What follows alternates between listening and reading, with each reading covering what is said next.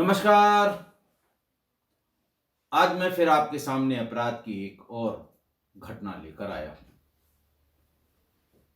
आज की घटना मेरे गृह जनपद प्रयागराज से है, जिसे हम इलाहाबाद भी कहते थे। मेरा पूरा बचपन, जवानी और नौकरी का पूरा हिस्सा लास्ट के 4-6 साल छोड़ के इलाहाबाद में बीता। यानी इलाहाबाद ही हम जानते थे, इसीलिए कभी कभी मुंह से इलाहाबाद ही निकल जाता है। घटना 2017 की है। 5 जुलाई 2017 को इलाहाबाद से कटकर अलग हुए नए जिले कौशाम्बी के कोखराज थाना क्षेत्र में हाईवे के किनारे एक बेहद खूबसूरत महिला का शव मिला। सवेरे जो लोग शौच वगैरह के लिए जाते हैं, देखते ही भीड़ लग गई। थाना कोखराज को खबर की गई। पुलिस आई। पुलिस को देखते ही समझ में आया कि यह कोई हाई प्रोफाइल मर्डर है। लिहाजा फौरन फोटो कराई गई, फौरन वीडियोग्राफी कराई गई, फौरन कंट्रोल रूम से खबर करके फॉरेंसिक टीम यानी एफएसएल की जो हमारी जिले की टीम होती है कौशाम्बी की, वो बुलाई गई और वरिष्ठ अधिकारी भी इस बात को देखने के लिए आए। आसपास किसी गाड़ी के टायर के निशान ढूंढे गए, क्योंकि प्राइमा फेसी ही देखने में ये लग गया मौके को या सीन ऑफ क्राइम को कि घटना कहीं और हुई है, लाश को लाकर यहां फेंका गया है।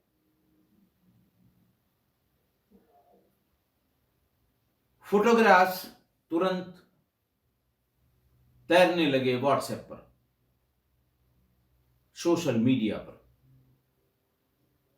और दोपहर होते होते ये पता लग गया कि ये किसकी लाश है। मृतक का नाम हिना तलरेजा था। उसकी उम्र करीब 24-25 वर्ष रही होगी।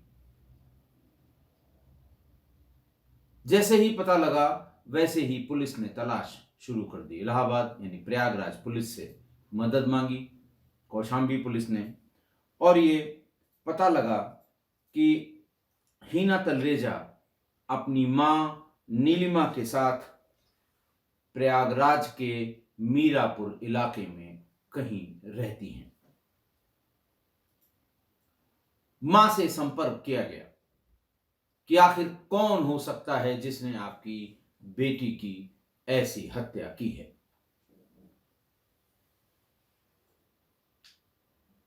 मां ने भी फौरन एक ही नाम बताया।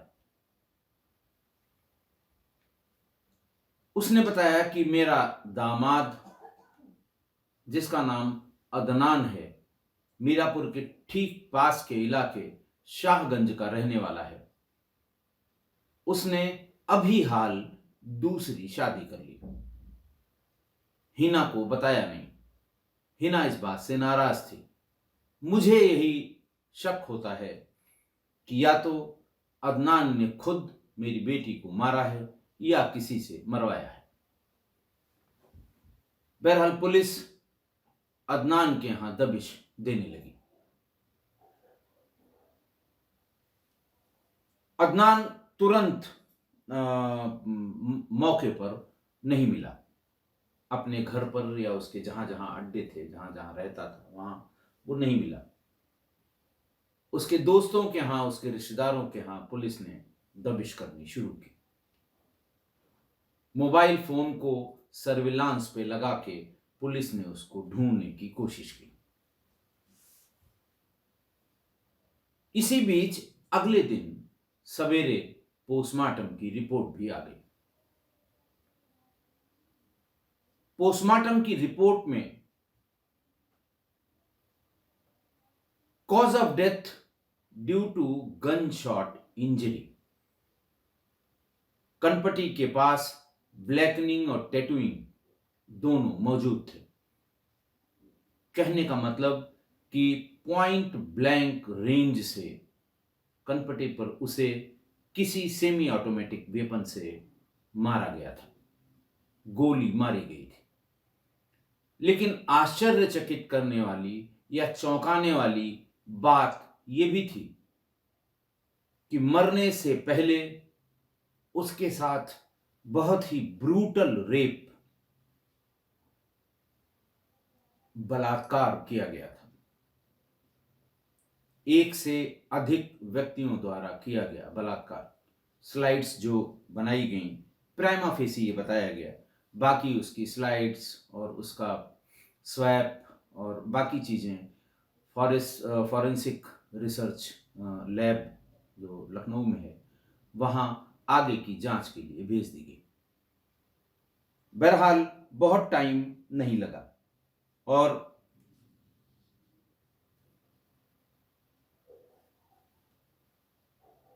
अदनान भी गिरफ्तार हो गया।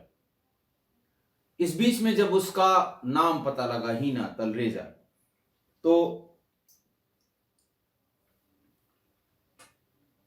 हीना तलरेजा का जो हमारी क्राइम ब्रांच होती है, उसने फेसबुक से उसकी फोटोग्राफ की मिलान करा लिया जाए, कहीं ऐसा ना हो कोई चूक हो जाए पहचानने में।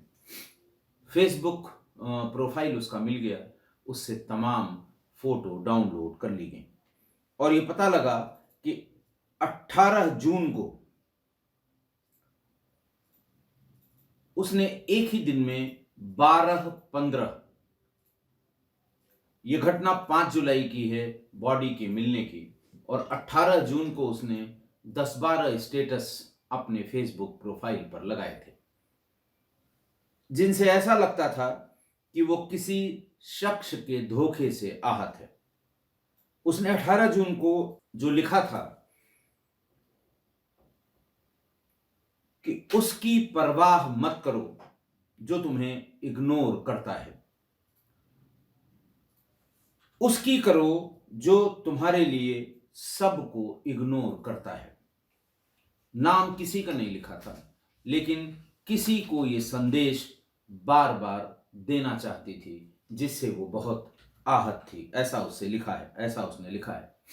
चौथी या पांचवी पोस्ट में उसी दिन की 18 जून की उसने लिखा है कि मेरी मोहब्बत मेरी सिद्दत है, उसे मेरी सनक न बनाओ वरना झेल नहीं पाओगे।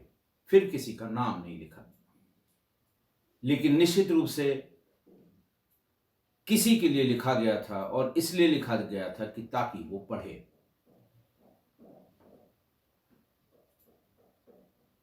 चार जुलाई को उसकी अंतिम पोस्ट 10:44 पर थी और 10:45 पर उसने 2 फोटो अपनी शेयर की थी।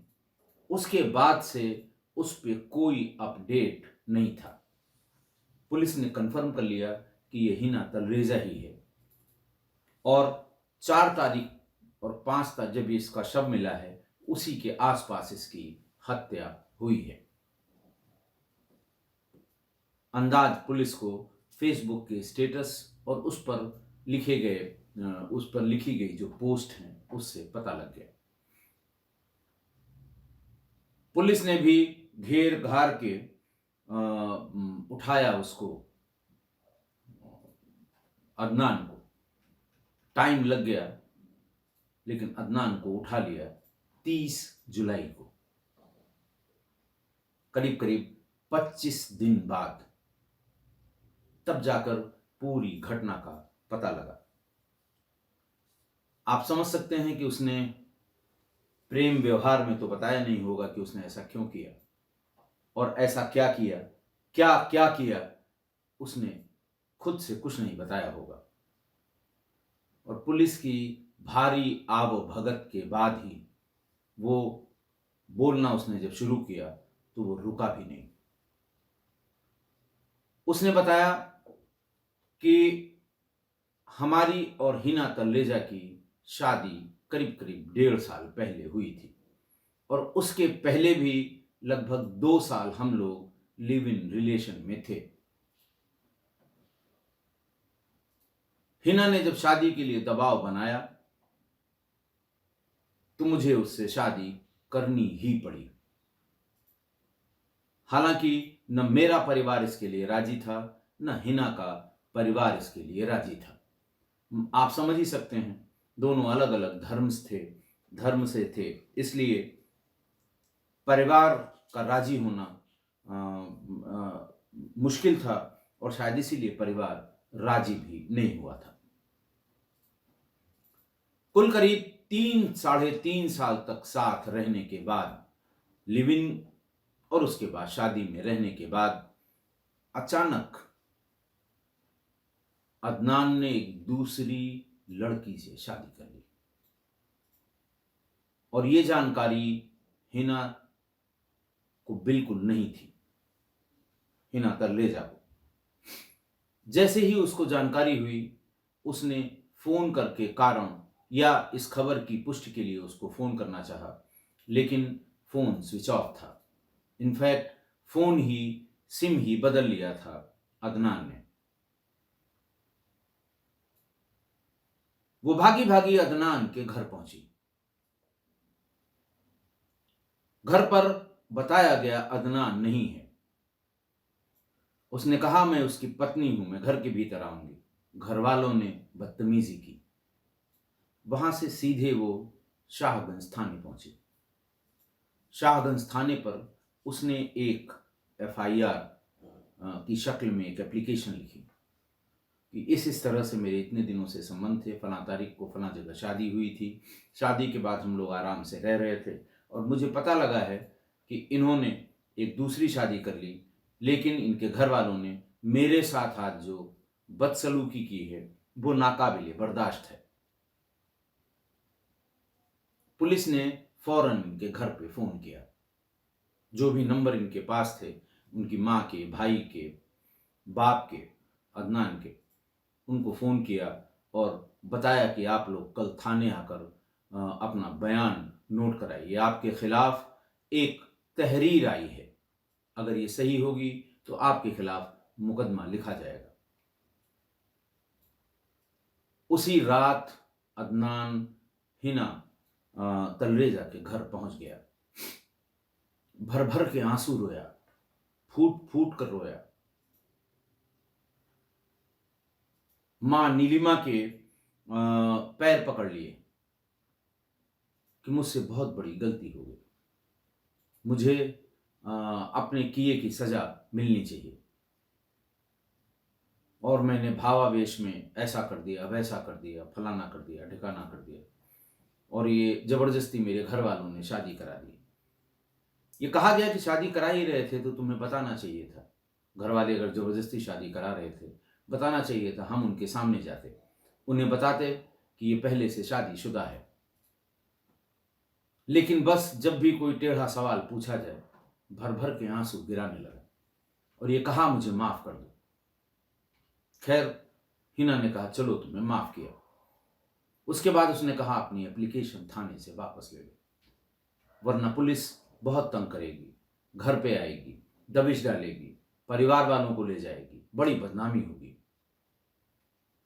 हिना को अपने साथ ले गया और अपनी एप्लीकेशन, शिकायत वापस ले ली। ये लिख के दिया कि अब जो हम लोगों के मियाँ बीबी के बीच जो छोटे मोटे झगड़े होते हैं, वैसा ही एक झगड़ा हुआ था। अब मुझे अदनान से कोई शिकायत नहीं है।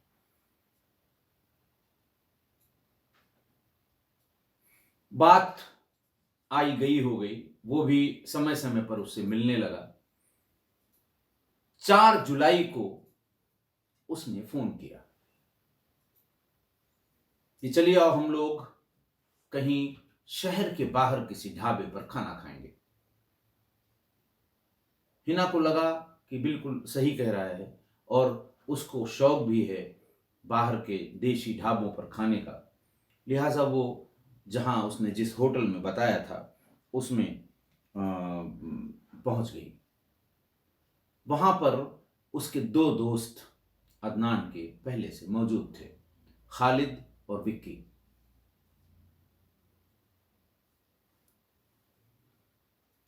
उन्होंने कहा कहाँ चला जाए। बात तय होते होते इन चारों के बीच में कि कानपुर रोड पर चला जाए, वहां के ढाबे अच्छे हैं।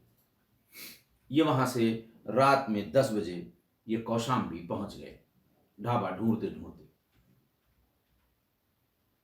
कौशाम्बी में ही उन्हें एक अच्छा सा ढाबा मिला। चारों ने वहां खाना खाया। उसके बाद वहां से करीब 10 साढ़े 10 बजे के आसपास वहां से घर के लिए निकले। थोड़ी ही दूर बाद पहले से देखी हुई एक जगह में एक बाग थी, उसमें कार को भीतर डाल दिया। उस बाग में अदनान ने अपनी पिस्टल निकाली और ये कहा कि अब जो मैं कहता जाऊंगा वो करती जाना। तुमने बहुत मनमानी कर ली। हिना ने पहले इसको मजाक समझा, दोस्तों से कहा कि क्यों मजाक कर रहा है ये। उसके बाद गन पॉइंट पर उसने कपड़े उतरवाए और अपने दोनों दोस्तों खालिद और विक्की को कहा, एक एक करके इसके साथ जना करो, बलात्कार करो, रेप करो। खालिद और विक्की ने उसके साथ बलात्कार किया। इस बीच जब उसने चिल्लाने की कोशिश की और उसे यह लगा कि यह वास्तव में ऐसा ही कुछ कर रहा है, उसके मुंह में उसके दुपट्टे से उसका मुंह बांध दिया ताकि आवाज बाहर न निकले। बलात्कार करने के बाद उसके सिर से सटा के अपनी पिस्टल से गोली मार दी। गोली मारकर वो अपने घर की तरफ चला गया। खालिद और विक्की को उनके उनके घर उतार दिया।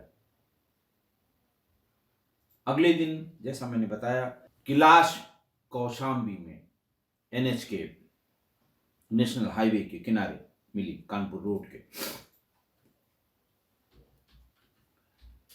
पुलिस ने जब हत्या का कारण पूछा कि भाई तुमने माफी मांग ली, उसने माफ कर दिया, उसने कंप्लेन वापस कर ली, तुम उससे मिलने जुलने लगे, संबंध अच्छे हो गए, मारने वाली बात कहां से आई? तो उसने कहा कि जब मेरे उसके रिश्ते खराब हुए मेरी शादी करने की वजह से, तो वो ब्लैकमेल करने लगी। उसके पास हम दोनों की फोटोग्राफ थी और वो कहती थी कि मैं तुम्हारी बीवी को यही फोटो व्हाट्सएप पर भेजूंगी। और इसी से घबराकर, अच्छा एक और कितना दानव था वो, कितना बड़ा राक्षस था अदनान, कि खोपड़ी में गोली लगने के बाद जब बुलेट आर पार हो गई, उसके बाद भी थोड़ी देर तक बॉडी में मूवमेंट रहता है। आपने देखा होगा फिल्मों में, चोर डाकू जब किसी को मारते हैं या दुश्मन किसी दुश्मन को मारता है, गोली चली जाती है, उसके बाद भी शरीर थोड़ा सा उठता है, थोड़ा सा चौंकता है, थोड़ा सा उसमें मूवमेंट होता है। उसे लगा कि पता नहीं ये मरी कि नहीं मरी। पिस्टल के बैरल को उस घाव के भीतर डालकर उसे अच्छी तरह हिला दिया ताकि दिमाग यानी जो इसके भीतर का जो मटेरियल है वो इतना मेशअप हो जाए कि अगर ये जिंदा भी बच जाए तो इसका दिमाग सही न किया जा सके। ये बातचीत में जब उससे पूछा जा रहा था, जब उसका इंटरोगेशन हो रहा था, तब उसने बताया। और जो पिस्टल बरामद हुई उसके बैरल में भी ब्लड स्टेन्स पुलिस को मिल गए, जिसके सैंपल्स को भेजा गया था एफएसएल में जांच के लिए। और उसी समय उसका पर्स, मोबाइल और घड़ी उतार ली थी ताकि इसकी पहचान न हो सके। अदनान और उनके दोस्तों ने अपनी तरफ से पूरी चालाकी की थी कि ऐसा मर्डर किया है कि पुलिस की साथ पुश्तें ये नहीं पता लगा पाएंगे कि महिला कौन है, मारा किसने है। लेकिन जल्द ही इसका खुलासा हो गया। आज की घटना में भी लिविंग रिलेशन शामिल है। हिना और अदनान अपने अपने परिवार से नाराजगी मोल लेकर पहले लिव इन रिलेशन में रहे, फिर शादी का दबाव बनने पर दोनों ने शादी कर ली और उसके बाद वही हुआ जो अब तक की आपराधिक घटनाओं में, इस तरह की अब तक की आपराधिक घटनाओं में होता आया है। अदनान की चोंच और कहीं लड़ गई, शादी कर ली, हिना को पता भी नहीं। जब हिना को पता लगा उसने ऑब्जेक्शन किया, पुलिस में शिकायत की, पुलिस ने उनको बुलाया, आइए अपनी स्थिति को साफ करिए, और वो फौरन हिना के पास पहुंच गया। माफी माफी माफी चिल्लाने लगा, माफ कर दो। अच्छा, वो इसलिए माफी नहीं मांग रहा था कि उसे कोई ग्लानि हुई हो या उसे अपने किए पर कोई पछतावा हुआ हो या उसे अपनी किसी गलती का एहसास हुआ हो। माफी सिर्फ इसलिए मांग रहा था कि वो चल के पुलिस में दी गई अपनी दरखास्त वापस ले ले और अदनान पुलिसिया कार्रवाई से बच जाए। सिर्फ इसलिए वो इतना ड्रामा उसने किया। हिना ने यही सबसे बड़ी गलती की और यही गलती थी हिना को कि टूटे हुए रिश्ते में एक आदमी भों भों करके रो रहा है, फूट फूट कर रो रहा है, उस पर उसने यकीन कर लिया। वो ये नहीं समझ पाई कि गलती के एहसास के आंसू नहीं हैं, आत्मग्लानि के आंसू नहीं हैं, माफी मांगने वाले आंसू नहीं हैं, ये सिर्फ और सिर्फ घड़ियाली आंसू हैं। यही गलती की उसने कि उसने उसको माफ कर दिया और अदनान को माफ करना ही उसका काल बन गया। उसी दिन से उसके सांसों की उल्टी गिनती शुरू हो गई। रास्ते से हिना को हटाने का प्लान उसी दिन उसने बना लिया था और इसीलिए उसने ये इंश्योर कर लिया कि ये जिंदा नहीं बचनी चाहिए। लेकिन मारने से पहले उसने जो किया कि अपनी आंखों के सामने अपने दोस्तों से हिना का बलात्कार करवाया। आंखों के सामने किसी अपनी पत्नी का, पहली पत्नी, दूसरी पत्नी, पत्नी तो पत्नी, शादीशुदा पत्नी का बलात्कार करवाना हजार हजार टुकड़े करने के बराबर है। लोगों ने 35 से लेके 500 तक के टुकड़े कर दिए थे, लेकिन अपने ही सामने उस लड़की के साथ 2 लोगों से बलात्कार करवाना हजार टुकड़ों के बराबर है।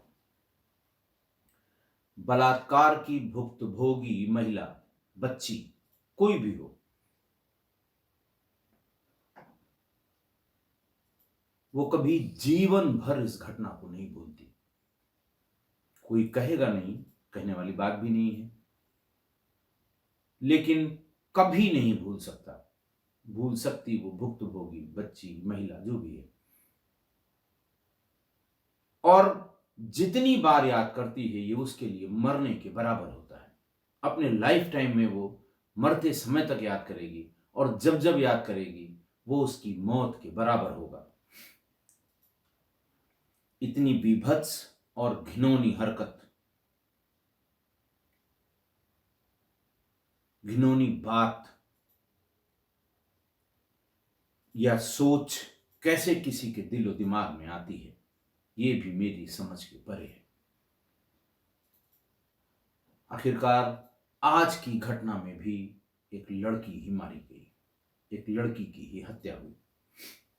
अंत में मैं किस्सा गोई परिवार से जुड़ी जितनी भी बच्चियां और महिलाएं हैं उनसे यही कहना चाहूंगा, अनुरोध करना चाहूंगा कि इतनी सारी घटनाएं जो मैंने बताई हैं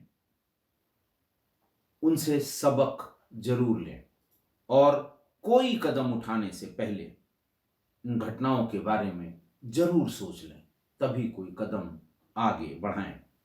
देखिए, कम्युनिटी में मैंने हिना और अदनान दोनों की फोटो पोस्ट की है, आप देखिए और कुछ याद करने की कोशिश करिए जो अभी हाल में ही घटा है, कमेंट्स में बताइएगा।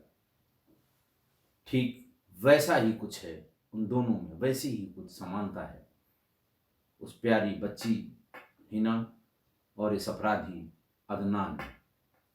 देखकर बताइएगा। और अंत में मैं ईश्वर से यही प्रार्थना करूंगा, किसी भी महिला के साथ कभी ऐसा ना हो, और किस्सा गोई परिवार के किसी भी सदस्य के साथ न कभी ऐसा हो, न कोई ऐसा कभी सोचे। आशा है आप मेरी इस बात से सहमत होंगे। आज के लिए इतना ही। बहुत बहुत धन्यवाद।